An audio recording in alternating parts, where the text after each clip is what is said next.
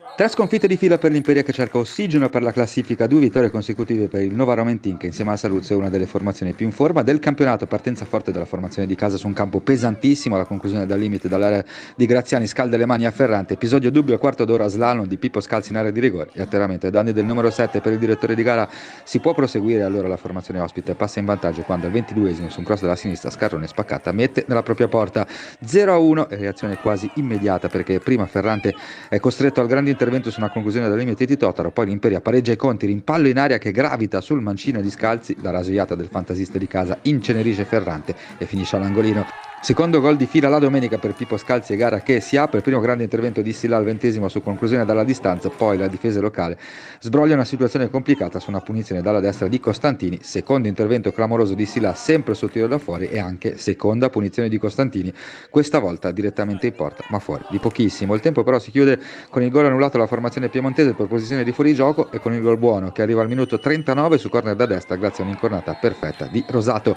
Le immagini di Fabio Molinari iniziano con la clamorosa occasione del Novaro Mentin per chiudere la gara già dopo 25 minuti di gara del secondo tempo. L'Imperia però non riesce a organizzare una vera e propria reazione, allora gli unici due tentativi sono queste conclusioni dalla distanza di Pisapia, in entrambi i casi però il classe 2004 non trova lo specchio. Dopo che Eresi al Benga, il Novaro Mentin fa lo scampo a un'altra Ligure e vola in classifica, quarta sconfitta di fila per l'Imperia che domenica prossima è di scena a Riboli di Lavagna.